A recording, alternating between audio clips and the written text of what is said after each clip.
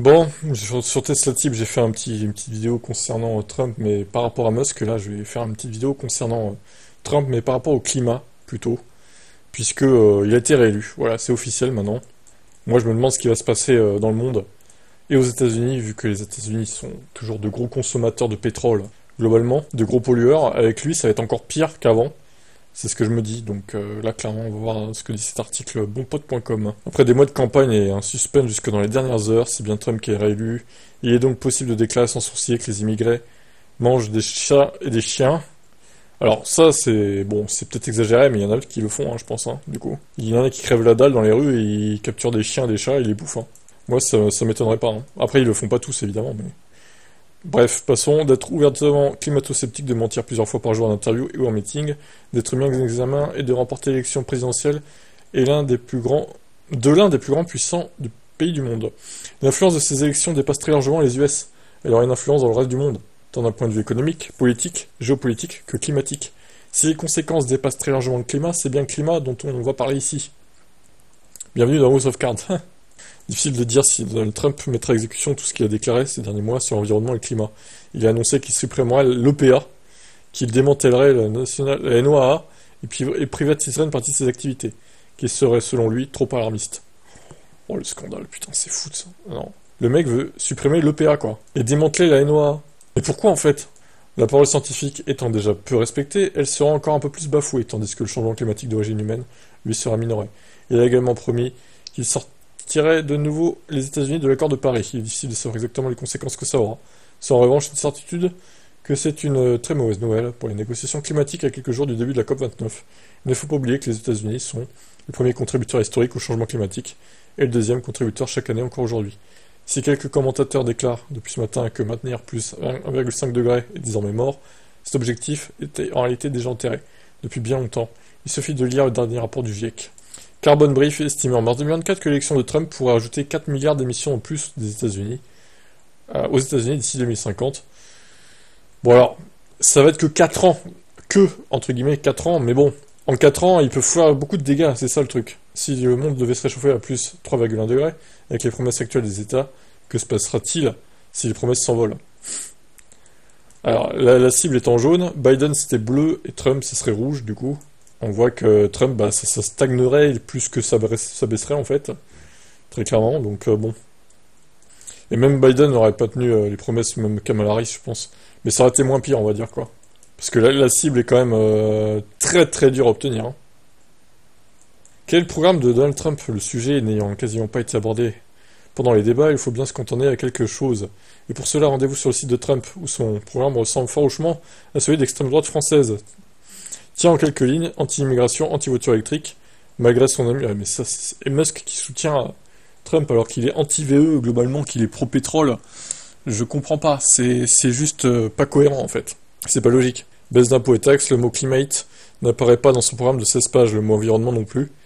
En voici quelques extraits. Faire de l'Amérique le premier producteur d'énergie au monde et de loin. Mettre fin à l'externalisation et faire des États-Unis une superpuissance manufacturière, reconstruire nos villes, y compris Washington DC, pour qu'elles redeviennent surpropres et belles. Annuler le mandat pour les voitures électriques et réduire les réglementations coûteuses et contraignantes. Donc il n'y aura plus aucune aide pour les VE, ni pour Tesla d'ailleurs, au final. J'espère secrètement que ça va foutre dans la merde Tesla, que Trump passe, par rapport aux ventes, etc. Ça va les ralentir. Comme ça, il mangera son karma, Musk. Concernant l'économie, son programme repose sur 5 piliers. Réduire la réglementation, réduire les impôts, conclure les accords commerciaux équitables, garantir une énergie fiable et abondante à faible coût, promouvoir l'innovation. Son programme pourrait être résumé par un slogan « Drill baby drill, Trump compte redevenir le plus grand producteur d'énergie fossile au monde » et fera tout pour que ce soit le cas. Le capitalisme vert proposé par Harris dans la ligne de Joe Biden est déjà loin. Alors Kamala Harris, ça a été ce qu'elle était. Bon, après, je dis pas que c'était la solution miracle non plus, hein, elle avait des défauts, c'est sûr, mais elle proposait quelque chose de quand même plus sain pour le climat et même pour la politique en général. Et on parle même pas des trucs anti-avortement de Trump, hein. C'est honteux quoi en fait. C'est une régression totale. Je continue, certains commentateurs disent que pour le climat, Harris ou Trump, c'est la même chose. Oui, Kamala Harris était très loin d'avoir un programme à l'auteur des enjeux. Entre son refus de bannir le fracking et le développement du gaz naturel liquéfié dont les États-Unis sont devenus les premiers exportateurs mondiaux sous Biden, il est certain que les USA n'auraient pas été sur la bonne trajectoire. Pour respecter les engagements, surtout, elle refusait de trancher et d'avoir un positionnement plus engagé que celui de Biden. Pour rappel, Biden avait déclaré Sous ma présidence, nous avons augmenté notre production de pétrole de manière responsable pour répondre à nos besoins immédiats sans retarder ni différer notre transition vers une énergie propre. Nous sommes l'Amérique, nous pouvons faire les deux. En vrai, c'était pas mal. Mais il faut être clair, Harris, sur le papier et dans les promesses, aurait été un bien meilleur choix pour le climat que Trump. Bah oui, c'est ça. Ça aurait été moins pire. Cette élection doit servir de leçon aux politiques du monde entier, notamment aux progressistes et partis de gauche. Les Américains ont voté et Donald Trump a gagné l'élection démocratiquement et sans la voler. Ouais alors, désolé, hein, mais leur système de vote aux États-Unis, il est merdique. Déjà, ils vérifient pas les identités des votants. Il y a le système des grands électeurs qui est juste pourri, en fait. Tu élis des grands électeurs qui eux-mêmes votent pour le candidat. C'est grâce à eux, du coup, que ils sont élus ou pas, quoi. Je trouve ça merdique, à souhait. Pour un grand pays comme ça, c'est pas possible d'avoir ça, quoi. Chacun ira de son commentaire pour expliquer les raisons de la défaite de Kamala Harris, c'est comme souvent multifactoriel. Il est certain qu'il faudrait bien plus qu'un article pour l'expliquer. Pour l'heure, nous pouvons simplement regretter l'élection de Trump pour le climat, bien que le climat ne soit qu'un sujet grave parmi tant d'autres pour cette élection. J'aimerais conclure avec une phrase de Peter Kalmus, climatologue à la NASA, qui déclarait avant l'élection « Électeur climatique, oui, c'est terrible. Votez quand même, continuez de vous battre de toutes les autres manières. » La suite est encore à écrire. Bel article, j'ai bien aimé. Je vous mets le lien en description si vous voulez vous visiter ce site, il est pas mal. Au final, je découvre, mais bon. C'est comme ça aussi qu'on découvre de nouveaux sites web. Donc voilà, bah écoutez, moi ça me fait peur. L'élection de Trump, je vous avoue. Bon après, on est en France, nous, on pourrait se dire, on n'est pas concerné, mais si, indirectement, on va l'être. Parce que sa politique va se répercuter sur notre pays et sur l'Europe aussi. Donc je sais pas ce qu'il va décider pour les VE. Normalement, il devrait supprimer toute aide, tout crédit d'impôt, etc.